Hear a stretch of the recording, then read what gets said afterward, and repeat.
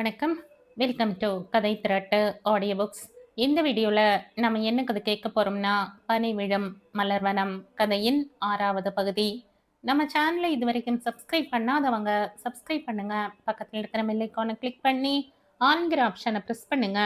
So that நான் போடுற கதைகளை உடனுக்குடனே நீங்கள் கேட்கலாம். வாங்க கதைக்குள்ளே போகலாம். 7:30 மணிக்கெல்லாம் கையில் உணவோடு நித்யாவும் மனோவும் வந்து விட்டார்கள். அதற்குள் செல்வமும் வந்திருக்க அவரை வசியோடு விட்டுவிட்டு கேன்டீனை நோக்கி மூவரும் நடந்தார்கள். மனோவும் நித்யாவும் தங்களுடைய உணவையும் கட்டி எடுத்து வந்ததில் மூவருமாக கொஞ்சம் கொஞ்சமாய் பேசியபடி சாப்பிட்டு முடித்தனர். கை கழுவி கொண்டிருந்த போதுதான் செல்வம் மனோவை அழைத்தார்.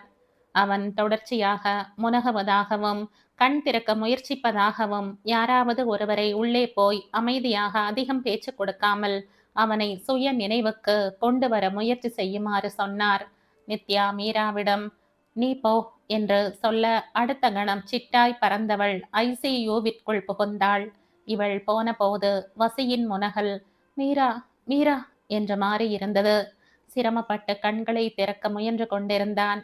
வசி அண்ணா இங்க பாரு என்று பொங்கி வந்த அழுகையை அடக்கியபடி அவள் தீனமாய் அழைக்க இந்த முறை அவன் கண்கள் கொஞ்சம் கொஞ்சமாய் விரிய திறந்தன. அவளை கண்டதும் ரத்தம் கட்டி கிடந்த உதட்டோரங்கள் சின்ன புன்னகை செய்ய முயன்ற தோற்றன. சிரமப்பட்டு உதடு பிரித்து வார்த்தைகளை கோர்த்தான் அவன். மீரு, எனக்கு ஒண்ணுமில்ல, நான் சரியாயிடுவேன், நீ ஒன்னும் கவலை. அவ்வளவுதான். அவன் இமைகள் மறுபடியும் மூடிக்கொண்டு விட்டன. ஏதோ அதை அவளிடம் சொல்வதற்காகவே கண் விழித்தது போல. அழுகை பொங்கினாலும் அவன் பேசிவிட்டதே ஆனந்தம் தர வெளியே ஓடி காத்து நின்ற நித்யா மனோவுக்கு தகவல் சொன்னாள் அவள். அன்று மொத்தம் 4 தடவைகள் அவன் கண் விழித்தான். ரிப் போன் உடைந்தது பேசுவதையே வேதனையாக்கும் என்று டாக்டர் சொல்லியது போல சிரமப்பட்டே பேசினான். அதுவும் கடைசியில் நித்யாவிடம் பேசும்போது ஐ ஆம் வெயிட்டிங் என்று சிரிக்க முயன்றதாக சொல்லி அவள் கொஞ்ச நேரம் தன் பங்குக்கு அழுது கொண்டிருந்தாள். தலையில் 3 தையல் போட்டிருந்தார்கள். நெஞ்சை சுற்றி ஒரு பேண்டேஜ், வலக்கையும் கழுத்தில் மாட்டப்பட்டிருக்க வலது கால் பேண்டேஜினால் சுற்றி ஆதாரம் கொடுக்கப்பட்டிருந்தது. நேற்றைய வீக்கங்கள் கொஞ்சம் குறைந்தாற் போல் இருந்தது. முதல் நாளுக்கு பின் மீரா தான் வைத்தியசாலையில் தங்கினாள். காலையில் நித்யா வந்துவிட இவள் வீட்டுக்கு போய் குளித்து வருவாள். 3 நேரமும் சாப்பாடு நித்யா வீட்டில் இருந்தே ஹாஸ்பிட்டல் வந்துவிடும். சுபா பாட்டி, சித்ரா, ராஜு என மாறி மாறி விருந்தினர்கள் சூழவே அவன் இருந்தான். மனோ 3ஆம் நாள் விரிவுரை செல்ல ஆரம்பித்ததால் மாலை வேளைகளில் வருவான். ஆபீஸ் முடிய ஆதியும் சக்தியோடு வந்து போவான். கொஞ்சம் கொஞ்சமாய் விண் விண் என்று தெரிக்கும் உடல் வேதனைகள் வற்றினாலும் அடுத்த 2 நாட்கள் தூங்கிக் கொண்டே இருந்தவன் 4வது நாள் கொஞ்சம் பேச ஆரம்பித்தான். மீராவிடம் உணவை கேட்டு வாங்கி கொஞ்சமாய் ருசி பார்த்தான். சாதாரண தனி வார்டொன்றுக்கு அவனை மாற்றிய பிறகு இவர்களுக்கு இன்னும் இலகுவானது. அறையிலேயே அவனோடு இருக்க நேர்ந்தது. வழக்கம் போல கலகலப்பாய் பேச ஆரம்பித்தாலும் அவன் முயற்சிதான் செய்கிறான் என்பதை 2 நாட்களாகவே மீரா பார்த்து கொண்டே இருந்தாள். என்ன பிரச்சனை அவனை வாட்டுகிறது? தனியாக சிக்கும் போது அவனிடம் பேச வேண்டும் என்று நினைத்தாலும் அவன் எங்கே தனியாக சிக்குகிறான்? ஆபீஸ் நண்பர்கள், தனிப்பட்ட நண்பர்கள், இல்லாமல் போன உறவினர்கள் என்று கும்பலுக்கு குறைவே இருக்கவில்லை. அவனுக்கென டின்னாக எல்லோரும் ஹார்லிக்ஸ், நிஸ்டமோல்ட், மைலோ, பிராடினாக்ஸ் என்று கொண்டு வந்து கணக்கில்லாமல் குவிக்க நித்யாவும் மனோவும் அதை உடைத்து அங்கேயே தின்று தீர்ப்பதும் அன்றாட வாடிக்கையாகி போனது. அப்படியே நாட்கள் நகர தலையில் போடப்பட்டிருந்த தையல் பிரிக்கப்பட்டு நெஞ்சிலும் கை கால் எலும்பு முறிவையும் தவிர வேறெதும் பாதிப்புகள் இல்லை என்று அனைவரையும் நிம்மதி பெருமூச்சு விட வைத்த அறிக்கையுடன் அவன் நாளை வீட்டுக்கு போய் அங்கிருந்து குணமாகலாம், இனி வைத்தியசாலையில் இருக்க வேண்டிய அவசியம் இல்லை என்று சொன்னபோது முழுதாக 2 வாரங்கள் ஆகி இருந்தன. அதற்குள் 2 வருடங்கள் கடந்தன போல மீரா மலைத்து போயிருந்தாள். மறுநாள் பிசியோதெரபிஸ்ட் ஒருவர் அறிமுகப்படுத்தப்பட்டு அவர் மூலமாக அவன் ஒவ்வொரு நாளும் சிறு சிறு பயிற்சிகள் செய்ய வேண்டும் என்று முடிவு செய்யப்பட்டு ஒரு வழியாக வசி வீட்டுக்கு அனுப்பப்பட்டான். ராஜவேல் வீட்டு வேனின் பின் சீட்களை அகற்றி அவனை படுத்த வாக்கிலேயே ஏற்றி வசியின் வீட்டுக்கு கொண்டு வந்து கீழ்த்தளத்தில் அட்டாச் பாத்ரூமோடு இருந்த விசாலமான விருந்தினர் அறையில் அவனை படுக்க வைத்தனர். செல்வம் தினமும் 3 வேளைகள் வந்து அவனுக்கான பணிவிடைகளை செய்வதென்ற முடிவானது. ஹாஸ்பிட்டலில் இருந்த போதிருந்த உற்சாகமும் போய் விழுந்துவிட்ட முகத்தோடு இருந்தவனை பார்க்கவே கஷ்டமாக இருந்தது. இரவு உணவை இங்கேயே சமைத்துக் கொள்கிறோம் என்று மீரா சொன்னதில் மனோ வீட்டினர் கிளம்பி சென்றுவிட வசியும் தூக்கம் வருகிறதென்று படுத்து விட்டான். 2 வாரமாய் தலை கீழாய் கிடந்த வீட்டை ஒழுங்குபடுத்துவதில் சுபாவும் மீராவும் ஈடுபட்டு மாலை 4:30 மணிக்குள் ஒரு வழியாக எல்லாம் செய்து முடித்திருந்தனர். அப்போதுதான் வசி வீட்டுக்கு வந்த செய்தி கேட்டு WKCயினர் மொத்தமாய் சேர்ந்து அவனை பார்க்க வந்திருந்தனர். சித்ரா ஆன்ட்டி எடுத்து வந்த குக்கீஸும் காஃபியும் பரிமாறி இவளும் பேச்சில் கலந்து கொள்ள சிரிப்பும் கலகலப்புமாய் பேசிக்கொண்டே இருந்தவர்கள் திடீரென்று வசி சொன்ன விஷயத்தை கேட்டு நிசப்தமாகி போயினர். அத்தனை நாளும் அவன் மண்டையை அரித்த விஷயம் என்னவென்று மீராவும் அப்போதுதான் உணர்ந்து கொண்டாள்.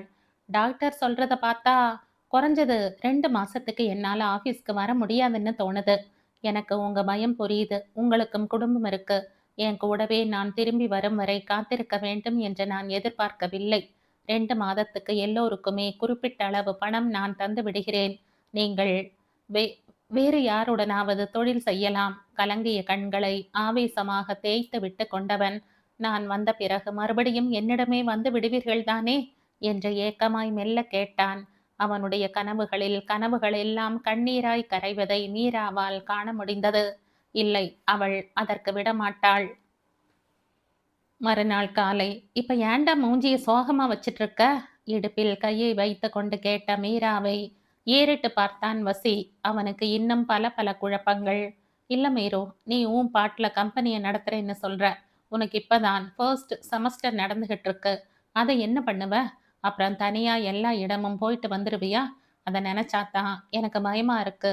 கட்டு போட்டிருந்த கையை மெல்ல அசைத்து தலையணை மேல் வைக்க முயல, கூடவே மெல்ல அசைத்து அவன் விரும்பியபடி வைத்த மீரா கட்டில் அருகிலேயே அவன் அருகில் ஏறி அமர்ந்தாள். இங்க பாருண்ணா, எனக்கு ஒரே ஒரு பதில் சொல்லு. உனக்கு நான் WKCயை பொறுப்பெடுத்துக்கிறது பிடிக்கலையா? அவன் இந்த கேள்வியை கொஞ்சமும் எதிர்பார்க்கவில்லை.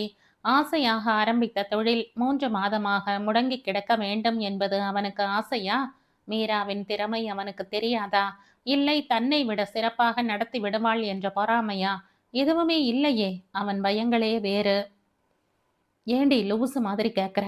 நான் அதுக்கா தயங்கிட்டு இருக்க? வேன் கூட இப்ப இல்லை. நீ எல்லா இடமும் தனியா போக வேண்டியிருக்கும். சில இடங்களுக்கு நான் ஏன் கூடவே உன்னை கூட்டிட்டு போனதில்லை. அப்புறம் உன் படிப்பு வேற. கம்பெனிக்காக உனக்கு கஷ்டம் ஏதும் வந்தாலும் பரவாயில்லைன்னு என்னால எப்படி சொல்ல முடியும்? ஐயோ, நான் தான் சொன்னனே, ஸ்கூட்டி வாங்க போறேன். பக்கத்துல போறதுன்னா நம்ம கேர்ள்ஸ் யாரையாவது கூட்டிட்டு போவேன். தூரமா போகணும்னா காப்பை கேபை கால் பண்ணி போயிடுவேன். சும்மா டென்ஷன் ஆகாத. நாங்க சின்ன வயசுல இருந்தே வளர்ந்த இடம் இது. எனக்கும் எல்லா இடமும் தெரியும். தேவையில்லாம பயப்படாத. அப்புறம் மாஸ்டர்ஸ், அத அடுத்த செமி எழுதிக்கலாம். நான் இன்னைக்கு அதுக்குத்தான் லெட்டர் கொடுக்க போறேன். இதுக்கு மேல ஏதாவது பேசினேன்னா வாயில கத்திய விட்டு சொருகிடுவேன். எங்க சிரி பார்க்கலாம். அவள் ஈ என்று சிரித்து காண்பிக்க சிரிப்பு வந்தாலும் போடி என்று அடிபடாத கையால் அவள் கையில் தட்டியவன் இடப்பக்க மேஜையில் இருந்த டாப்பை எட்டி எடுத்தான். அவளே இவ்வளவு நம்பிக்கையாக இருக்கும்போது அவன் ஏன் வீணாக பயப்பட்டு அவளை கலவரப்படுத்த வேண்டும்? கொஞ்சம் யோசித்துவிட்டு, கொஞ்சம் உனக்கு கஷ்டமா இருந்தாலும் என்கிட்ட சொல்லிடணும் என்று சொல்லி அவளது தலையாட்டலை பெற்றுக்கொண்டு டாப்பில் இடக்கை கொண்டு கஷ்டப்பட்டு ப்ரௌசரை ஓபன் செய்தான். எவ்வளோ நாள் ஆச்சு பெரிய அப்டேட் பார்த்து. நான் மறந்தே போயிட்டேன் பாத்தியா? கொஞ்ச நாள் நிம்மதியா இருந்த, மறுபடியும் ஆரம்பிக்கிறான் பயமுள்ள. ஓ, அதெல்லாம் டீசர் வந்தாச்சு போன வாரமே. பார் பார். அடி பாவி, சொல்லவே இல்லை என்று அலறியவன் தெரிய டீசரை அட்லியின் ட்விட்டர் பேஜில் கண்டுபிடித்து பிளே செய்தான். பரவசமாய் எழுந்து நின்று ஆட வேண்டும் போல் இருந்தாலும் சில இடங்களில் மீராவிடம் நன்றாக மாட்டிக்கொள்ளக்கூடிய சாத்தியக்கூறுகள் தென்பட்டன. இவள் போனதும் மறுபடி பார்க்கலாம் என்று எண்ணிக்கொண்டவனாய் டாப்பை வைத்துவிட்டு செம்ம என்றான் மீராவிடம். டேய் வேணாம், உடம்பு சரியில்லாதவன்னு பார்க்குறேன். கண்ணாமூச்சி ரே ரே வந்தப்போ எவ்வளோ பேசியிருப்ப. இப்போ அதே நர்சரி ரைமை இங்கிலீஷில் பாடிட்டு இருக்க. அது வேற, இது வேற. உங்க பண்ணும்போது அது அப்படி இருந்தது. எங்க பண்ணும்போது, வாவ்! எப்படியோ இருக்கு. ஐயோ ஆண்டவா! இந்த ஸ்கூல் மார்கிட்ட இருந்து என்ன காப்பாத்து. Don't worry baby. I am within you. We will teach these school boys a mass பாடம். குரலை கேட்டதுமே வசிக்குள் சிரிப்பு பொங்கியது. என்ன அம்மணி காலையிலேயே விசிட் அடிக்கிறாங்க? ஆர்வமாய் உள்ளே வந்து கொண்டிருந்த நித்யாவை பார்த்தான் அவன். இந்த பீட்டரை நீ இன்னும் விடலையா? ஒழுங்கு மரியாதையா ஓடி போயிடு. No no no no Peter, this is Dhanush, the star who கலக்கி கலக்கிஃபை ஆல் வூட்ஸ். ஏண்டி இவ ஒரு மார்க்கமா பேசுறா? வசிக்குள் குழப்பம். அது ஒண்ணுமில்ல, அவளோட சொல்லான் ஹாலிவுட் மூவில நடிக்க போறானாம். மீராவின் முகம் அஷ்டகோணலாய் மாற வசிக்குள் குபீர் சிரிப்பு கிளம்பியது. இது வேறயா? சொல்லான்? Silly guys, we are Hollywood now. You know Tom Cruise, Angelina Jolie, Brad Pitt? No, poor guys. Next year, Jessica Alba will be our தலைவி. ஹாலிவுட்டா? கெத்துடா! அவள் சிரித்தபடியே பேசிக்கொண்டு நடந்து வர, கை அருகே இருந்த ஆப்பிளை எடுத்து அவளை நோக்கி வீசினான் வசி. அவளோ கொஞ்சமும் அசராமல் அதை லாவகமாக பிடித்தாள். வசி, இப்படித்தான் கொஞ்ச வருஷம் முன்னாடி மல்லிகா ஷராவத்தும் ஜாகீசான் கூட நடிக்கிறேன்னு பீட்டர் விட்டாங்க. கடைசியில பார்த்தா இத கூட தெரிஞ்சுக்காம சில பேர் பண்ற அலப்பறை இருக்கே. ஐயோ ஐயோ! எங்க தல தனுஷ் ஹாலிவுட்ல நடிக்கிறது உங்களுக்கு எல்லாம் பொறாமைடா. பார்த்துட்டே இருங்க, டூவிருவோம். என்னது டூவிருவோமா? அதான் செஞ்சுருவோம். சப்பா! வசி, நான் ஒரு கதை சொல்லவா? மீரா கேட்டாள். வேணாம், நான் விடவா போற? சொல்லு சொல்லு. ஒரு கோட்டை அழிக்காம சின்னதாக்க, அது பக்கத்துல அதை விட பெருசா ஒரு கோடு போட்டாங்களாம். அதே போல உன் இம்சையிலிருந்து என்ன காப்பாத்து ஆண்டவான்னு நான் கேட்க, அவன் உன்னை விட பெரிய இம்சையை அனுப்பி வச்சிருக்கான். நான் கிளம்புறேன். நீ ஏன் உன் ஹாலிவுட் இம்சையை சமாளிச்சு ஃபை. அடைச்சி, அவ போலவே பேசுறேன் பாரு. தன்னையே திட்டிக் கொண்டு வெளியேறினாள் மீரா. போடி போடி போடி, அந்த ஆண்டவனே நம்ம பக்கம் என்று சிரித்தபடி வசியின் அருகில் ஏறி அமர்ந்தாள் நித்யா. அவன் குறும்பாய் கண் சிமிட்டியபடி தலையை சற்றே உயர்த்த, லேசாய் சிவந்தபடி வழக்கம் போல அவனுடைய நெற்றியில் இதழ் ஒற்றினாள் அவள். இடக்கையை அவள் இடுப்பை சுற்றி போட்டவன் அவளோடு ஒட்டியபடி தலையை லேசாக திருப்பி வைத்து கொண்டான். ஏன் டார்லிங், ஏன் இவ்வளோ சோகமா இருக்குது? தன் மீது பட்ட அவனுடைய நெற்றியை வருடியபடியே நித்யா கேட்டாள். ஏண்டி நாய்க்குட்டிகிட்ட பேசுறா போல என்கிட்ட பேசுற? கிண்டலாய் கேட்டாலும் அவன் தலையை எடுத்து கொள்ளவில்லை. ஹ, ஏண்டா செல்லமா கேட்டேன், பிடிக்கலையா? ஒரு மண்ணு வேணாம், நீ நார்மலாவே பேச போதும். ஓகே, இப்ப சொல்லு, என்ன உன் பிரச்சனை? ஒண்ணுமில்ல, மீரா ஆபீஸை பார்த்துக்கிறேன்னு சொல்லியிருக்காள்ல என்று ஆரம்பித்து தன் பயங்கள் கவலைகளை அவளிடம் சொல்ல ஆரம்பித்தான் அவன். ஏண்டா இடியட், இதுல நீ என்ன மண்ணாங்கட்டிக்கு பயப்படணும்னு எனக்கு புரியவே இல்லை. உன் கூட இருந்து அவன் முழு ப்ராசஸும் பார்த்துருப்பா, அவ பார்த்துப்பா. ஸோ அவன் நல்லாவே ஹேண்டில் பண்ணுவா. ஃப்ரீயா விடு. இல்ல தனியா சுத்தணுமேன்னு தான். கர், எனக்கு ரொம்ப கோபம் வரும் மசி. நீங்கள்லாம் என்னடா நினைச்சுக்கிட்டு இருக்கீங்க? எங்களுக்கு மூளை என்ற வஸ்துவே கிடையாதா? ஏதோ நாங்க நீங்க இல்லைன்னா டைரக்டா போய் பிரச்சனையோட வாயிலேயே விழுந்துட்டு இருக்கிற போல இருக்கு நீங்க பயப்படுறது. மூளை உள்ள கொஞ்சம் புத்திசாலித்தனமான பொண்ணுங்கன்னா அவங்களோட சொந்த சேஃப்டி பத்தி யோசிக்காம எதுலயும் இறங்க மாட்டாங்க. மீரா ஒன்றும் களிமண் கிடையாது. சும்மா அவளை பேக்கெட்லயே மடிச்சு வச்சிருக்கேன்னு பில்டப் கொடுக்காம அவளை சுதந்திரமா விடு, அவ்வளவுதான் சொல்வேன். பாசமலரை புடுங்கிட்ட போல ஒரு எக்ஸ்பிரஷன் வேற. சகிக்கல, எங்க சிரி பார்க்கலாம். அவள் சொன்ன விதத்திலேயே சிரித்து விட்டான் அவன். தேவையே இல்லாத ஒரு விஷயத்துக்காய் அவன் குழம்பியதும் அல்லாமல் நேற்றிரவு மனோவுக்கு வேறு கால் செய்து புலம்பி அவனையும் குழப்பி விட்டோமா? வசிக்குள் மெலிதான சங்கடம் கிளை பரப்ப ஆரம்பித்தது. டக் டக் டக். கதவை லேசாக தட்டி கொண்ட சுபா பாட்டி உள்ளே வர கொஞ்சம் விலகி அமர்ந்தாள் நித்யா. மிச்சம் வைக்காம சாப்பிட்டுடு வசி. பால் புட்டு பண்ண, நீ எடுத்துக்கிற மருந்தோட அளவுக்கு நீ நிறைய சாப்பிடணும் என்று சொல்லிக்கொண்டே வந்தவர் நித்யாவுக்கும் எடுத்து வைத்திருந்ததை கொடுத்தார். சிறிது நேரம் நித்யாவிடம் பேசிவிட்டு அவர் சென்றுவிட அவனுடைய கப்பை எடுத்து ஸ்பூனால் ஊட்டிவிட ஆரம்பித்தாள் நித்யா. வசி, ஒரு ஐடியா. என்னடி? அந்த வேனுக்கு இன்சூரன்ஸ் பணம் வந்ததும் தானே நாம புதுசா ஒரு வேன் வாங்க முடியும். ஆமா, எவ்வளோ நாள் ஆகுமோ தெரியல. மீராவுக்கு இப்போ அதுக்காக அலையவும் டைம் இருக்காது. எப்படியும் நான் சரியானதுக்கு அப்புறம் தான் வாங்க முடியும். இது எப்படி இருக்கு பாரு. இப்போ எங்களுக்கு ஸ்கூல் லீவு, இன்னும் 1.5 மாசம் இருக்கு மறுபடியும் ஸ்கூல்ல ஆரம்பிக்க. நீ என்ன சொல்ல வர்ற? இல்ல, எங்களோட ஸ்கூல் வேன் ஸ்கூல்ல சும்மா தானே இருக்கு. அத மீரா கம்பெனிக்கு யூஸ் பண்ணிக்கட்டும். எங்க டிரைவரையும் அனுப்பி வைக்கிறேன். எங்க அம்மா சின்ன பையனா இருக்கிற காலத்துல இருந்து செல்வனை வளர்த்தாங்க. என்ன ஸ்கூல்ல கூட்டிட்டு போனதும் அவன்தான். ரொம்பவே விசுவாசமானவன், நல்லவன். இந்த ஐடியாவுக்கு ஓகே சொன்னீங்கன்னா, மீராவுக்கும் ஹாஃப் செலவு மிச்சம் அண்ட் உனக்கும் பயம் கிடையாது. ஏய் வேணாம்டி. ஏற்கனவே ரொம்ப கஷ்டப்படுத்திட்டோம் உங்க வீட்டுக்காரங்கள. அதுக்கு மேலேயும் கேட்கறதுன்னா ஒரு மாதிரியா இருக்கு. நீ உத தான் வாங்க போற. இப்ப நர்சரி என் பேர்ல தானே இருக்கு. அந்த வேனும் என்னோடது. அத அதுவும் அங்க சும்மா தூங்கிட்டு இருக்கிறத யூஸ் பண்ணிக்க. உனக்கு என்ன கஷ்டம்? வேணும்னா செல்வனுக்கு நீங்களே சம்பளம் கொடுத்து பெட்ரோல் செலவையும் பார்த்துக்கங்க. வேன் மட்டும் என்னோடதா இருக்கட்டும். அப்படிங்கிற? ஆ. தென் நீ நாளைக்கே அந்த செல்வனை என்கிட்ட அனுப்பி வை. நான் அவன் கூட பேசி பார்த்துட்டு சொல்றேன்.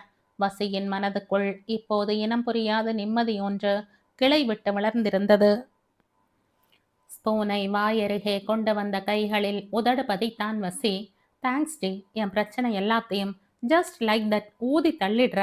ஐ லவ் யூ செல்லம். இப்போ நீ மட்டும் செல்லம் வெல்லம்னு பேசலாமா? பிடிக்கலையா? கொஞ்சம் பிடிச்சிருக்கு. கம்பஸ் பை நாய பைண்ட பஸ் கண்டக்டரின் குரலில் சுய நினைவுக்கு வந்த மீரா அவசர அவசரமாய் எழுந்து கூட்டத்தை விலக்கிக் கொண்டு இறங்கிக் கொண்டாள். கொஞ்சம் படபடப்பாகத்தான் இருந்தது. ஆனாலும் வேறு வழி இல்லையே. யோசனையோடு நடந்தவள் தங்களுடைய பீடத்தின் அலுவலக போர்டு கண்ணில் படவும் கண்ணாடி கதவை தள்ளி திறக்க ஒரு எட்டு வைத்தவள் சட்டென்று பின் வாங்கி நேரே நடந்த மாடிப்படிகளில் ஏறினாள். ஆர் மனோத்யன் என்ற தகடு பொருத்தப்பட்டிருந்த கதவில் அவுட் என்ற போர்டு தொங்கிக் கொண்டிருந்தது. புன்னகையோடு எதிர்பட்ட செக்யூரிட்டி பெண்ணிடம் மனோத்யனை விசாரித்தவள் அவன் விரிவுரைக்கு சென்றிருப்பதாக அவள் சொல்லவும் நேரத்தை பார்த்து இன்னும் 20 நிமிடத்தில் வந்து விடுவான் என்று கணக்கிட்டு கொண்டு தயக்கமாய் அறைக்கு வெளியே இருந்த சோஃபாவில் புதைந்தாள். இது வேண்டாத வேலை. வந்தாயா? அலுவலகத்தில் அடுத்த செமஸ்டருக்கு கோர்ஸை பிற்போடும் கடிதத்தை கொடுத்தாயா என்று இல்லாமல் இங்கே ஏன் காத்திருக்கிறாய் முட்டாளே? நேற்று கோபப்பட்டு போனை வைத்தவனிடம் இன்று என்ன பதிலை எதிர்பார்க்கிறாள் என்று ஒரு மனம் கேட்க அவனிடம் ஒரு கடமை உனக்கிருக்கிறது. தயவு செய்து காத்திரு என்ற இன்னொரு மனமும் அவளுக்குள்ளேயே போராட்டம் நடத்தின. நேற்று முடிவு செய்ததுமே வசியிடம் சொல்லிவிட்டு மனோவிடம் போன் பண்ணி பேசியிருந்தாள். புரிந்து கொள்ளவே மாட்டேன் என்று அடம் பிடித்தவன் கடைசியில் போனையும் கட் செய்து விட்டான். அதன் பிறகு பல தடவைகள் அவள் முயன்றும் ஸ்விட்ச் ஆஃப் என்றே அறிவித்தல் கேட்டுக்கொண்டிருந்தது. அவனுடைய கோபம் அவளை அலைக்கழித்தது. ஏன் புரிந்து கொள்ள மறுக்கிறான் என்று அவளுக்கும் கோபம் வந்தது. அவனை நேரில் பார்த்து பேசினாலாவது புரிந்து கொள்வானா என்ற ஒரு நப்பாசை அவள் இதயத்தில் ஒரு ஓரமாய் ஒளிந்திருக்கவே செய்தது. போய்விடலாமா போய்விடலாமா என எழுந்த எண்ணங்களை அடக்கி உட்கார வைத்து அவள் காத்திருந்த பொழுது ஒரு வழியாக அங்கே மனோத்தியன் தலை தென்பட்டது. அவளை கண்டதுமே உறுத்த விழிகளோடு அறைக்குள் அவன் நுழைய ஒரு கணம் மூச்சை இழுத்து விட்டு கொண்டு அவன் பின்னாலேயே அவனுடைய அறைக்குள் நுழைந்தாள் அவள். என்ன மேடம், லெட்டர் எல்லாம் கொடுத்துட்டீங்க போல. கையிலேயே கொண்டு வந்திருந்த ஜாவா லவுஞ்ச் கோல்டு காஃபியை உறிஞ்சியபடி கேட்டவனின் முகம் அப்படி சிவந்து போயிருந்தது. இல்ல, இன்னும் கொடுக்கல. உங்களை பார்த்துட்டு போய் தான் கொடுக்கணும். என்ன எதுக்கு? நான் ஏதும் சைன் போடணுமா? இருக்காதே. அவனுடைய இடக்கில் பல்லை கடித்தவள். மனோ, எதுக்காக இப்ப நீங்க கோபப்படுறீங்க? என்னை ஏன் புரிஞ்சுக்க மாட்டேங்கிறீங்க? நேத்து எவ்வளோ தரம் உங்க போனுக்கு ட்ரை பண்ணிட்டே இருந்தேன் தெரியுமா என்று நேரடியாகவே விஷயத்துக்கு வந்து விட்டாள். நீ நான் சொன்னதை காதுல வாங்கினியா? நீ பிடிச்ச முயலுக்கு 3 கால்னு சொல்லிட்டே இருந்தா நான் என்ன பண்றது? நான் உனக்கு உறவா என்ன? நீ நான் சொல்றதுக்கு மரியாதை கொடுக்கறதுக்கு? காஃபியை உறிஞ்சியபடி ஜன்னல் வழியே வெளியே பார்த்து கொண்டிருந்தான் அவன். கடுப்பாகி போனவள் எழுந்து மேஜையை தாண்டி அவன் புறமாய் நடந்தாள். அவள் நெருங்குவதை ஒரு கணம் கூர்ந்து பார்த்தவன் அடுத்த கணம் அவள் தன்னை நெருங்கி முகத்தை பிடித்து தன் புறம் திருப்பி கண்ணுக்குள் பார்க்க அப்படியே அடங்கி போனான். ஏன் இப்படி பேசுறீங்க? நான் நடிக்க விரும்பல. உங்களை எனக்கு பிடிச்சிருக்கு. உங்க கூட பேச பழக பிடிச்சிருந்தது. உங்களுக்கும் அப்படி இருந்ததால தான் தூங்காம மணிக்கணக்கா நாம சேட் பண்ணி இருக்கோம், பேசி இருக்கோம். நான் மனசுல உங்களை ரொம்ப லவ் பண்றேன். நீங்க அதை சொல்லலைனாலும் எனக்கு புரிஞ்சது. இல்லைனா நான் இங்க வந்து உங்க முகத்தை பார்த்துட்டு நின்னுட்டு இருக்க மாட்டேன். யார் நீங்க சொல்றத மதிக்கல? கொஞ்சம் என் பக்கமும் யோசிச்சு பாருங்கன்னு தானே சொல்றேன். சட்டென எழுந்து காஃபியை மேசையின் மேல் வைத்துவிட்டு அவளை தன் கைகளால் சுவரோரம் சிறை வைத்தவன், நான் நீ சொல்ற எல்லா விஷயத்தையும் யோசிச்சேன். நேத்து வசிகிட்ட கூட பேசினேன். அவனுக்கும் அதே கவலைதான் என ஆரம்பிக்க இடைமறித்தவள், வசி காலையில சம்மதம் சொல்லிட்டான். நீங்க மட்டும்தான் புரிஞ்சுக்க மாட்டேங்கிறீங்க என்றாள். என்னடி திரும்ப திரும்ப புரிஞ்சுக்க மாட்டேங்கிறீங்கன்னு சொல்லிட்டே இருக்க? போய் லெட்டரை கொடுடி, அக்செப்ட் பண்றாங்களா இல்லையான்னு பார்க்கலாம். ஒரு எக்ஸாம் எழுதியிருந்தா மட்டும்தான் நீ கேட்குறபடி இந்த எக்ஸாமை விட்டுட்டு அடுத்த பேட்ச் கூட எழுதி கொடுத்துட்டு பழைய பேட்சோடைய கண்டினியூ பண்ண முடியும். நீ இன்னும் ஃபர்ஸ்ட் செமஸ்டர் எக்ஸாம் கூட எழுதல. இனிமே அடுத்த வருஷம் முதல்ல இருந்து புது பேட்சோட ஆரம்பிச்சு அவங்களோடவே படிக்கணும். ஒரு 2 மாசத்துக்காக ஒரு வருஷத்தை வேஸ்ட் பண்றியே முட்டாள். லைஃப்ல எதுடி முக்கியம்? படிப்பு தானே. அதான் முதல்ல படிச்சு முடின்னு நான் சொல்றேன். அப்புறம் இது எல்லாத்தையும் பார்த்துக்கலாம். நீ முதல்ல புரிஞ்சுக்கோ. இந்த கோர்ஸும் நான் ஆரம்பிச்ச 3 மாசம் தான் ஆகுது மனோ. இது ஒண்ணும் நான் ஆசையா படிக்க வரல. வசிதான் கட்டாயப்படுத்தினான். இது அடுத்த வருஷமும் நான் படிச்சுக்கலாம். ஆனா எங்க கம்பெனி 3 மாசம் மூடினா இப்ப இருக்கிற ஸ்டாஃப்ஸ் எங்களுக்கு திருப்பி கிடைப்பாங்கன்னோ எங்களோட மார்க்கெட் மறுபடி கிடைக்குங்கிறதோ நிச்சயம் இல்லை. அதோட தனியா நடத்தி என்ன ப்ரூவ் பண்றதுக்கு இது எனக்கு நல்ல சான்ஸ் இல்லையா? அதையே நீங்க புரிஞ்சுக்க மாட்டேங்கிறீங்க. வேன் தான் எரிஞ்சு போயிருச்சே, எப்படி டிராவல் பண்ணுவ? அது நான் கேப்ல போவேன். எனக்கு தெரிஞ்சு இந்த மாதிரி கான்ட்ராக்ட் விஷயத்துக்கெல்லாம் வசி ஸ்டாஃபை அழைச்சிட்டு போனதில்ல. தனியா தான் போவேன்னு சொல்வான். நீ என்ன பண்ணுவ? நானும் நம்பிக்கையான கேப் சர்வீஸ் யூஸ் பண்ணி தனியா போயிடுவேன். நோ, எனக்கு இஷ்டம் இல்ல. உங்க அண்ணன் இல்லாத இடத்துல எப்பவுமே உங்க ஸ்டாஃப்ஸ் உன் கூடவே இருப்பாங்கன்னு எனக்கு நிச்சயம் இல்ல. அத்தோட இதுவரை உன்ன கூட எந்த ஒரு மீட்டிங்க்கும் அழைத்து போனதில்லை என்று வசி சொன்னான். ஸோ, உனக்கு சுத்தமா அனுபவமே இல்ல. நீ ரொம்ப சின்னவள் மீரா. தனியா இந்த மாதிரி ஒரு பிசினஸ் பொறுப்பை எப்படி எடுத்து செய்ய முடியும்? வசி அப்படி ஒண்ணும் நீ நடத்தியே ஆகணும்னு அவசியம் இல்லைன்னு நேத்து சொன்னான். நீ எதுக்கு அவசரப்படுற? ஓகே, ஒண்ணு கேட்குறேன். ஒரு காலத்துல நான் தனியா ஒரு பிசினஸ் ஆரம்பிச்சேன்னா, நீங்க அத அனுமதிச்சிருக்க மாட்டீங்களா? அப்ப துணையா நான் இருந்திருப்பேன். இப்ப உள்ளூர்ல சுத்துனா கூட பரவால்ல. வெளியூர் எல்லாம் போக வேண்டி வரும். அதெல்லாம் ரிஸ்க். நீ ரொம்ப சின்ன பொண்ணு. கொஞ்ச காலம் இருக்கு உனக்கு அதுக்கு. இப்ப பேசாம படிப்பை முடிக்கிற வழிய பாரு. அப்ப உங்களுக்கு நான் தனியா சமாளிப்பேன்னு நம்பிக்கை இல்ல. அப்படித்தானே? அப்படி இல்ல. உன் பாதுகாப்புக்கு யாரும் இல்லைன்னு தான் நான் பயப்படுறேன். அவள் கையை தூக்கி அவனை நிறுத்தினாள். போதும் மனோ, நிறுத்துங்க. உங்களுக்கும் எனக்கும் சரியா வருமா? உங்களால என்னை புரிஞ்சுக்க முடியுமான்னு அப்பவே நான் குழம்பினேன். இப்போ அது சரிதான்னு நீங்க ப்ரூஃப் பண்ணிட்டீங்க. வாழ்க்கையை நான் பார்க்குற விதத்துக்கும் நீங்க பார்க்குற விதத்துக்கும் நிறைய வித்தியாசங்கள். நமக்கிடையில என்ன இருக்கோ அதை இன்னையோட முடிச்சுக்கலாம். நமக்கு செட் ஆகாது. மீரா, ஆமாம், நான் இருக்கேன். நீ தைரியமா இறங்கு. உனக்கு எப்ப கஷ்டம் வருதோ என்கிட்ட வா. நான் பார்த்துக்கிறேன்னு சொல்ற மனுஷன்தான் எனக்கு வேணும். நான் அப்படி ஒருத்தனாத்தான் உங்களை நினைச்சேன். நீங்க உன்னால முடியாது. பேசாம அடுத்த வேலைய பாருன்னு சொல்றீங்க. நீங்க காலம் பூரா என் கேரியருக்கு சப்போர்ட் பண்ணுவீங்கங்கிறதுக்கு என்ன நிச்சயம்? எனக்கு கேரியர் முக்கியம். மீரா, நீ ரொம்ப பேசுற. ஆமா, நான் ரொம்ப பேசுறேன். ஒண்ணு தெரியுமா? நான் உங்கள பார்த்துட்டு இருந்தேன் தான், ஒத்துக்கிறேன். ஆனா அதுக்கு மேல கோடு தாண்டினதில்லை. ஆனா எனக்கு ஃப்ரெண்ட் ரிக்வெஸ்ட் கொடுத்து இரவு இரவா என் கூட சேட்லயும் ஃபோன்லயும் பேசி ஒரு பொண்ணுகிட்ட லைன் கிராஸ் பண்ணது நீங்க தான். உங்களுக்கு என்ன பிடிச்சிருந்ததா இல்லையா? இல்லைன்னா நீ என்ன பண்ணாலும் எனக்கு என்னடி? எதுக்கு இப்படி நின்னு உன்கிட்ட இந்த பேச்செல்லாம் கேட்குற? அவனும் கோபத்தின் உச்சியில் இருந்தான். ஓகே, அப்படி நீங்க என்கிட்ட பேசினப்போ உங்க அண்ணன் கல்யாணத்துக்கு முதல் நாள் வரை நீங்க அந்த பிசினஸ் மேனோட பொண்ணை கல்யாணம் பண்ணிக்கிறதா இருந்ததா ஹால்ல பேசிக்கிட்டதை என் காதால கேட்டேன். சின்ன சின்ன கதையெல்லாம் நீங்க என்கிட்ட சொல்லியிருக்கீங்க. இந்த விஷயத்தை மட்டும் சொல்லவே இல்ல. ஹால்ல என்ன பேசினாங்க தெரியுமா? உங்க வீட்டுக்கு வந்து சேரணுங்கிறதுக்காக நீங்க அந்த ப்ரப்போசலை முறிச்சிட்டு வீட்டுக்கு வந்தீங்களாம். உங்களுக்கு தெரியுமா? நான் அதை நம்பவே இல்ல. நீங்க வழக்கம் போல ஏதோ சொதப்பி இருக்கீங்கன்னு நினைச்சிட்டு விட்டுட்டேன். அப்புறம்தான் நித்யா எல்லாமே சொன்னா. நான் நினைச்சது சரியாத்தான் இருந்தது. இதுவரை ஒரு வரி கூட நான் உங்ககிட்ட அதை பத்தி பேசினதே இல்ல. உங்கள நம்பிக்கிட்டு இருக்கேன். நீங்க எனக்காக என் பக்க நியாயத்தை யோசிக்க கூட பார்க்க மாட்டேங்கிறீங்க. ஒண்ணு தெரிஞ்சுக்கோங்க. எனக்கு இந்த பிசினஸ் உயிர். வசி எப்பவோ அவனை இதுல ப்ரூவ் பண்ணி காட்டிட்டான். இப்ப எனக்கு ஒரு சான்ஸ் கிடைச்சிருக்கு. என்னாலயும் முடியும்னு நானும் ப்ரூவ் பண்ணி காட்டத்தான் போறேன். நான் யாருக்காகவும் எதுக்காகவும் இதை விட்டு கொடுக்கறதா இல்ல. இதான் மீரா. இந்த மீரா வேணும்னா வாங்க. இல்லைன்னா எனக்கு கவலை இல்ல. நாம ஒண்ணும் ரொம்ப நாள் காதல் பண்ணல. சீக்கிரமே மறந்து போயிடும் எல்லாம். கோபாவேசமாய் உரைத்தவள் பர்ஸை இழுத்தெடுத்து கொண்டு அவன் கையை விலக்கி கொண்டு அறையை விட்டு வேகமாய் வெளியேறினாள். கண்களில் நீர் குபு குபுவென்று வெளி வருவேன் என்று அடம் பிடித்தது. போடி போ, இந்த மனோ தேவையில்லைன்னு நீ சொன்னப்புறம் நான் உன் பின்னால வருவேன்னு கனவு காணாத. உனக்கு வேணாம்னா எனக்கும் வேணாம். அவன் அறைக்கதவை அரைந்து சாத்தும் சத்தம் கேட்டது. பல்லை கடித்து கொண்டு திரும்பியே பாராமல் அலுவலகத்தை நோக்கி நடந்தாள் மீரா.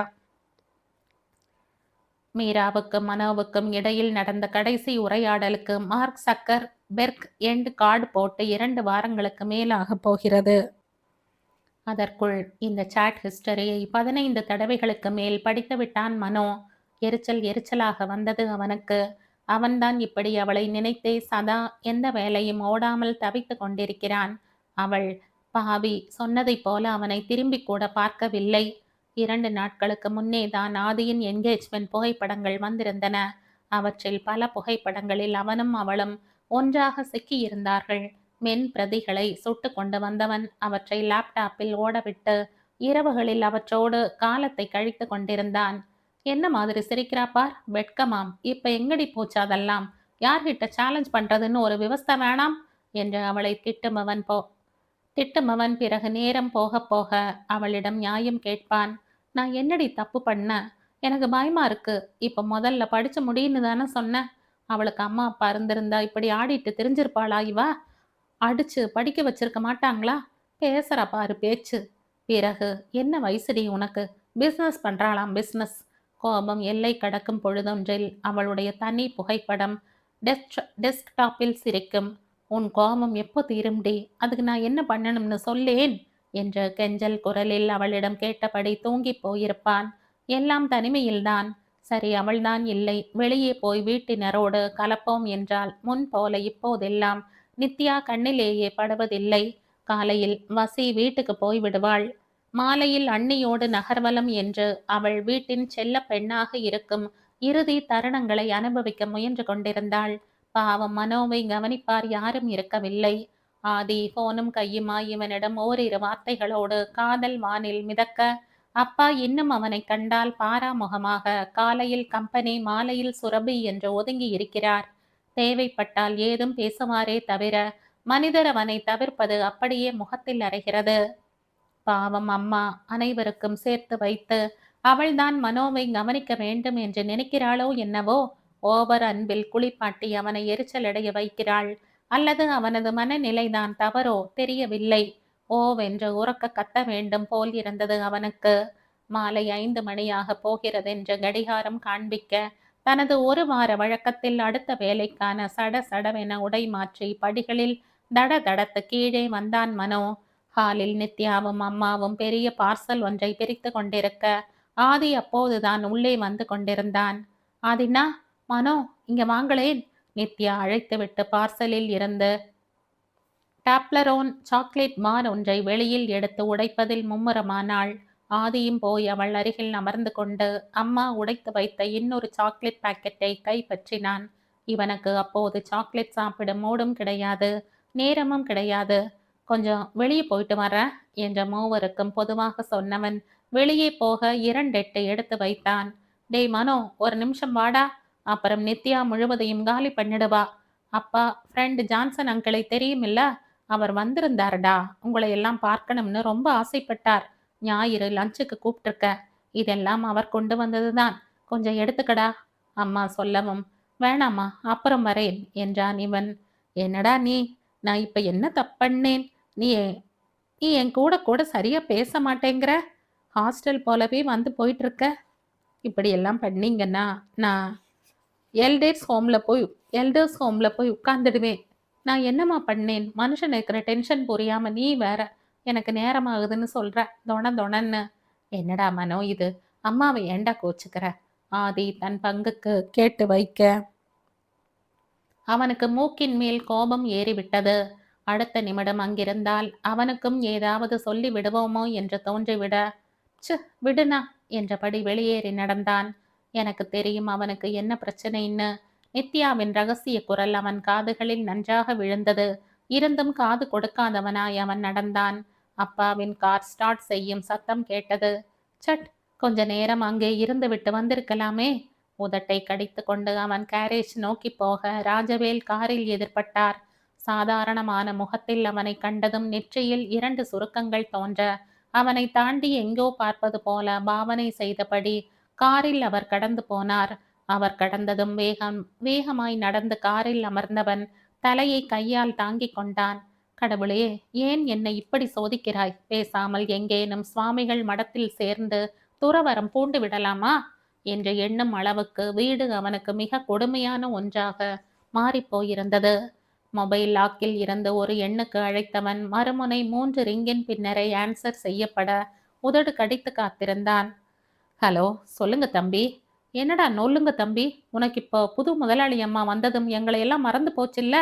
என்ன சின்ன தம்பி இப்படி பேசுறீங்க?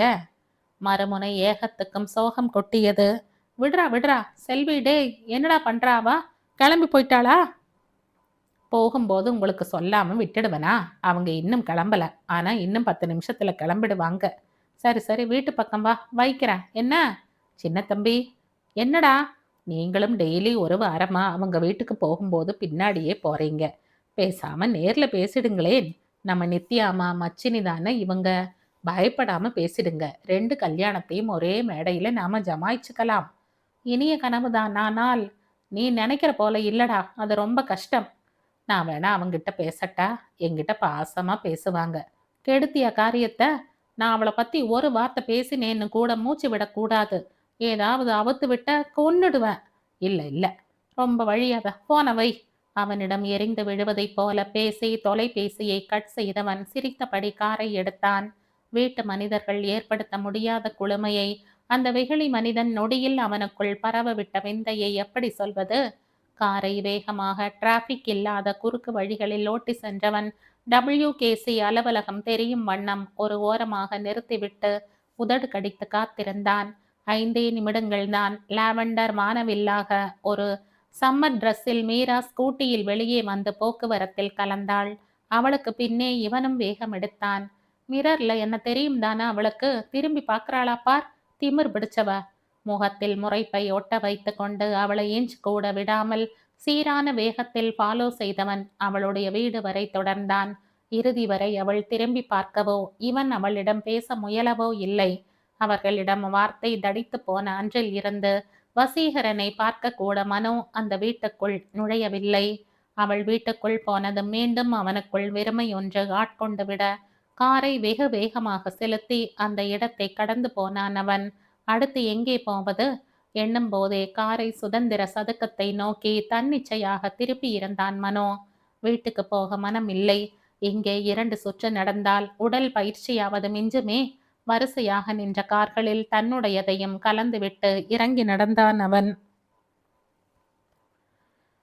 மண்டைக்குள் 1000 குழப்பங்கள் ஓடிக்கொண்டிருக்க வெள்ளை நடைபாதையில் ஒரு முறை நடந்து முடித்து திரும்ப வரும்போது தன் எதிரே வந்து கொண்டிருந்த மனிதரை கண்டு நெற்றி சுருக்கினான் அவன். இவரை பார்த்தால் அந்த ஜான்சன் அங்கிள் போலவே இருக்கே.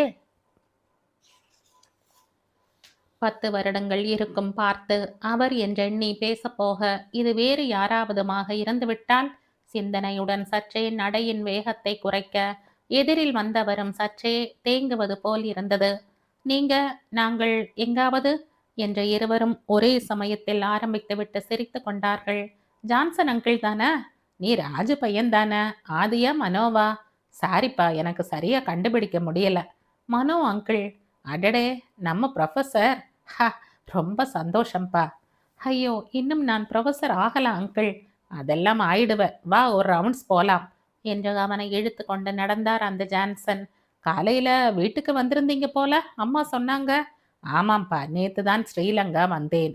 முதல் வேலையை உங்க வீட்டுக்கு தான் வந்தேன். உங்க 2 பேரையும் தான் பார்க்க முடியல. நித்யாவை பார்த்தேன், துரு துருன்னு இருந்தா. என் பையனை கட்டிக்கிறையான்னு கேட்டேன். சாரி அங்கிள், நான் புக் ஆயிட்டேன்னு சொல்றா வாயாடி. ஜான்சன் வாய் விட்டு சிரித்தார். அவ அப்படித்தான் அங்கிள். குழந்தைங்கன்னா அப்படித்தான் இருக்கணும். அப்புறம் எப்படி போகுது வாழ்க்கை? மூத்தவனுக்கும் நிச்சயமாயிடுச்சு. சின்னவளும் புக் ஆயிட்டேங்கிறா. உன் பிளான் என்ன? நீயும் ஆள் பார்த்து வச்சிருக்கையா? அப்படியெல்லாம் இல்ல அங்கிள். அவன் சிரித்தான். ஏய், பொய் சொல்லாத. உன் சிரிப்பே சொல்லுது பார். நானும் உன் வயதை கடந்து வந்தவன் தான் பயலே. இருவரும் சிரித்தார்கள். அதன் பிறகு அவர் ஒன்றும் கேட்கவில்லை.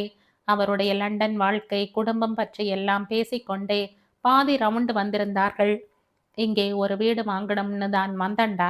பெருசா அழகா. இன்னும் ஒரு 2-3 வருஷத்துல நானும் சரளாவும் இங்கேயே வந்துடலாம்னு இருக்கோம். தேவைக்கு சம்பாதிச்சாச்சு. பேர குழந்தைகளும் வளர்ந்துட்டாங்க. இனி நாம ரிலாக்ஸா இருக்கணும்னு தோணுது. இப்பெல்லாம் அங்க குளிர் தாங்க முடியறதில்ல. அதுவும் சரிதான். ஏதாவது ஹெல்ப் தேவைன்னா சொல்லுங்க அங்கிள். உங்க அப்பா நானே நல்ல வீடு பார்த்து தரேன். நீ ரிலாக்ஸா இருங்கிறான். கலகலவென பேசிக்கொண்டே உடன் வந்தவர் 3வது ரவுண்டில் போதும்டா என்று அங்கிருந்து சிமெண்ட் பெஞ்சில் அமர்ந்து கொண்டார். இவனும் அவர் அருகில் அமர்ந்தான். உன்னை நினைச்சு உங்க அப்பாவுக்கு ரொம்ப பெருமைடா தம்பி. இதென்ன புதுக்கதை? மெல்ல அவரை நிமிர்ந்து ஏறிட்டான் மனோ. நீ ஒவ்வொரு எக்ஸாமா பாஸ் பண்ணும்போது கவர்மெண்ட் யூனிவர்சிட்டி என்ட்ரன்ஸ் கிடைச்சப்போ ஃபர்ஸ்ட்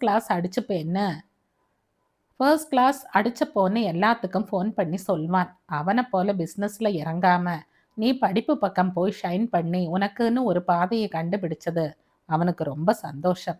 என் பையன் லெக்சரர்டா. அவன் ஒன்றும் வெறும் பணக்காரன் கிடையாது, கெட்டிக்காரன், மூளைக்காரன். வேலைக்காக என் கையை நிமிர்ந்து பார்க்காதவன்னு பெருமை பேசுவான். மனோவுக்கு என்னவோ செய்தது. நிஜம்தான். ஆதியும் நித்யாவும் படித்தது பிரைவேட் காலேஜில் தான். அவனால் மட்டும்தான் கட் அவுட்டுகளை கடந்து அரசாங்க கோட்டாக்களுக்குள் நுழைந்து முதல் வகுப்புகளோடு பாஸாக முடிந்திருந்தது. அப்பா அவனிடம் சொன்னதில்லையே தவிர அவனுடைய பரிசில் வாங்கும் விழாக்களுக்கெல்லாம் முதல் ஆளாக வந்து கலந்து கொண்டிருக்கிறார். அவர் மனதில் அவன் லெக்சரராக இருப்பதை மிகவும் விரும்பி இருக்கிறாரோ? அதுதான் அவன் பிசினஸை ஆதிக்கு கொடுத்தாரோ? பிசினஸ் கொடுக்கப்படவில்லையே தவிர மூவருக்கும் சொத்து சரி சம பாகமாகத்தான் பிரிக்கப்பட்டிருந்தது. நாம் அப்பாவை சரியாக புரிந்து கொள்ளவே இல்லையோ? எனக்கும் கூட ரொம்ப பெருமைடா உன்னை நினைச்சு. காசு நிறைய கையில இருந்தா பசங்க எதையும் அவங்களால வாங்க முடியும்னு நினைப்பாங்க. எதுலையும் ஹார்டு ஒர்க் போட மாட்டாங்க, கேட்டுட்டு போயிடுவாங்க. நீ எதையுமே மனசுல போட்டுக்காம உன் திறமைய மட்டும் வச்சு உனக்குன்னு ஒரு லைன் போட்டு போயிட்டு இருக்கே பார். அவர் அவனை தழுவி விடை பெற்றார். சண்டே வாங்க அங்கிள், நான் எல்லாரையும் வீட்டில் பிடிச்சு வைக்கிறேன். அவர் போய்விட்டார். மனோதான் அங்கேயே நின்று கொண்டிருந்தான். மீரா, அப்பா, ஏன் ஆதி, நித்யா, அம்மா அனைவருமே ஒரு சிக்கல் முடிச்சுக்குள் தனித்தனியாக சிக்கி இருப்பதைப் போல அவனுக்குள் ஆயாசம் எழுந்தது. சபா, இன்னும் எத்தனை பேரைடா நான் புரிஞ்சுக்கணும், வாங்கடா என்று கடுப்பாக எண்ணிக்கொண்டவன் தானும் காரை கிளப்பினான். அப்பா மீரா, அப்பா மீரா என்று மாறி மாறி எண்ணமிட்டு கொண்டே அவன் தன் பாட்டில் மரைன் டிரைவ் பக்கம் காரை செலுத்த ஆரம்பித்திருந்தான். தூரத்தே சுரபி என்ற போர்டு தெரியவும் ஏதோ உணர்வினால் உந்தப்பட்டவன் போல காரை நிறுத்தி இறங்கியவன் கேஷியர் அமர்ந்திருக்கும் வாயிலை தவிர்த்து மற்ற வழியாக உள்ளே நுழைந்தான். அப்பா உள்ளிருந்து வந்து கொண்டிருந்தார். சட்டென ஓரமாய் மறைந்தான் அவன். தம்பி, மசால் தோசை இப்ப வந்துடும், வெயிட் பண்ணுங்க என்று ஒரு கஸ்டமரிடம் மென்மையாய் சிரித்தபடி அவர் கேஷியர் டேபிளுக்கு போய் கொண்டிருந்தார். தேவையா இவருக்கு இதெல்லாம் என்று எண்ணிக்கொண்டாலும் அந்த வித்தியாசம் அவனுக்கு உரைக்கவே செய்தது. இவர் கம்பெனிக்கு போகும் இறுக்கமான அப்பா இல்லை. வெகு சில நேரங்களில் அம்மாவிடம் பேசி சிரிக்கும் போது தென்படும் இயல்பான அப்பா. ஏதோ சுமக்க முடியா கடும் போர்வையை ஒரு வழியாய் கழற்றி வீசிவிட்டு அந்த சுகத்தை அனுபவிக்கும் தளர்வு அவர் முகத்தில் தெரிந்தது. அவனுக்கும் அவருக்கும் இருந்த இடைவெளிகளில் முக்கால் வாசியும் பூர்த்தியாக இருந்தாலும் இன்னும் ஒரு பெட்டி வெறுமையாகவே இருப்பது போல் இருந்தது. அதை எப்படி அடைக்க? அவனை கண்டுவிட்டு ஓடி வந்த சர்வர் பையனை கை அமர்த்திவிட்டு யாருக்கும் சொல்ல வேண்டாம் என்று தலையசைத்தபடி காரை நோக்கி நடந்தான் மனோ. WKCயின் கண்ணாடி கதவுகளை திறந்து வெளியே வந்த மீராவின் கண்கள் முதலில் வழக்கமான வலப்பக்க மூலைக்குத்தான் தாவின. எதிர்பார்த்தபடியே அங்கே மனோத்தியனின் டார்க் வயலட் கார் நின்று கொண்டிருந்தது. நெஞ்சில் ஆறுதலும் வலியும் ஒரே நேரத்தில் நேர்ந்து ஒரு பரபரப்பாய் மாற ஸ்கூட்டியை ஸ்டார்ட் செய்து கொண்டு வெளியேறினாள் மீரா. புதிதாக வண்டி ஓட்டுகிறவளாதலால் கொஞ்சம் மெதுவாகவே அவள் போக்குவரத்து நெரிசலில் மிதக்க அவளின் கண்ணாடி வழி விலகாமல் தென்பட்டு கொண்டிருந்தது மற்றவனின் கார். உள்ளே அவனுடைய முகம் எப்படி சுளித்திருக்கும் என்ற நினைவில் அவளுக்கு சிரிப்பு பொங்கியது. ஆனாலும் திரும்பி பார்க்க கூடாது என்ற வலுக்கட்டாயமாய் தன்னை அடக்கி கொண்டு அவள் வண்டி ஓட்டி கொண்டிருந்தாள். ஏன் நாம் இருவரும் ஈர்க்கப்பட்டோம். சிக்னலில் நிற்கும்போது கண்ணாடி வழி தெரியும் காரையே பார்த்திருந்தாள் அவள். முதல் நாளில் இருந்தே நமக்குள் எதுவுமே சரியாக நடக்கவில்லையே. காதலனே ஆனாலும் இல்லை என்ற பதிலை சொல்லும் உரிமையை அவள் விட்டு கொடுக்க விரும்பவில்லை. சில சமயங்களில் தன்னை அவன் புரிந்து கொண்டு விட்டு கொடுக்க வேண்டும் என்று எதிர்பார்த்தாள். அவனுடனான அன்றைய மாதம் அந்த மாதிரி எதிர்பார்ப்புகளுக்கெல்லாம் அர்த்தமே இல்லை என்று புரிய வைத்ததும் அவனிடம் சொன்னது போல வெட்டி கொள்ளும் முடிவில்தான் அவள் கிளம்பி வந்தாள். ஆனால் ஒரு வாரம் கூட அவளால் தாக்கு பிடிக்க முடியவில்லை. அவன் முகத்துக்காக ஏங்கத் தொடங்கிய மனதை கண்ணீர் இன்னும் அடம் பிடிக்க வைத்தது. சொல்லி வைத்தாற் போல அவனது காரும் அன்று மாலைதான் அவளை பின்தொடர ஆரம்பித்தது. இதில் வருத்தப்படுவதா ஆனந்தப்படுவதா என்று மீராவுக்கு புரியவில்லை.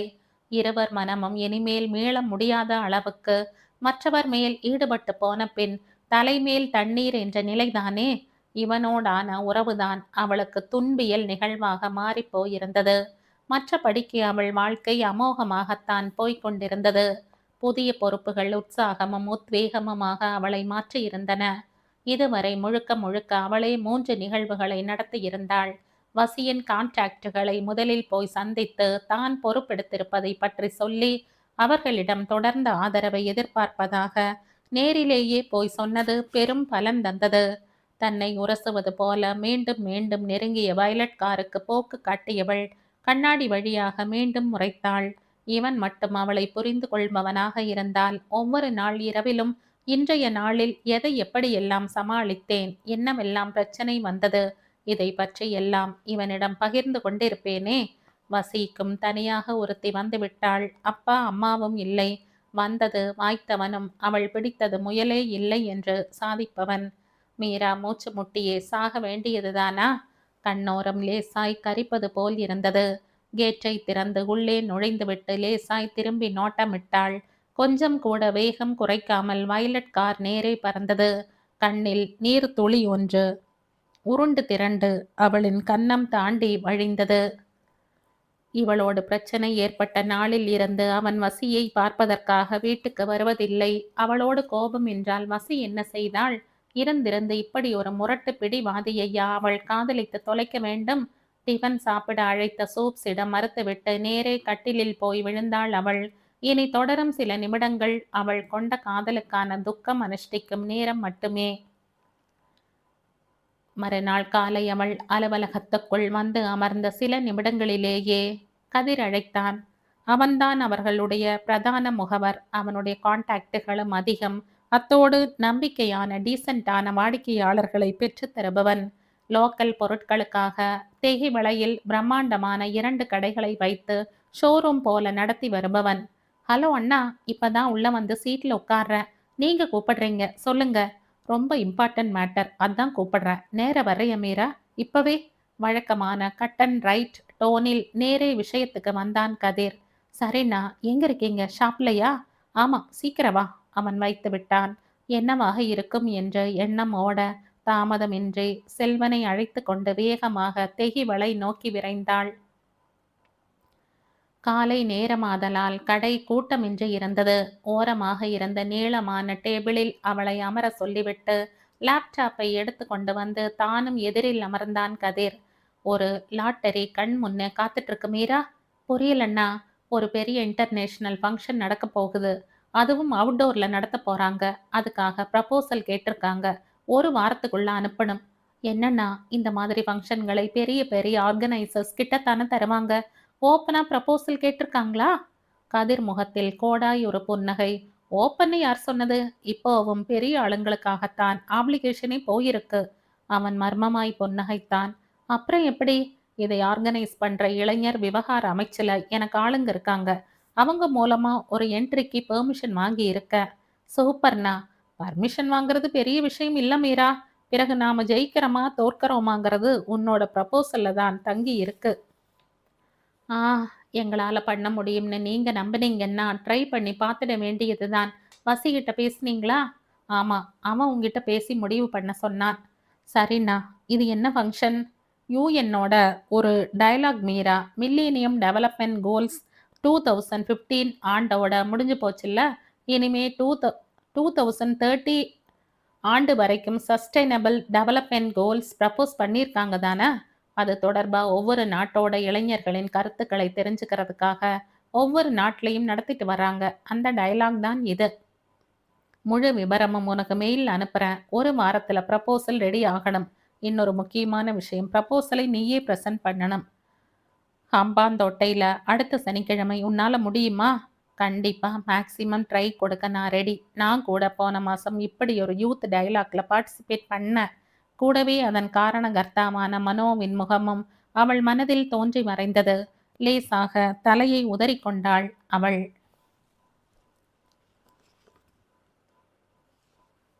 இந்த கதையின் தொடர்ச்சியை அடுத்த பதிவில் கேட்கலாம். நன்றி.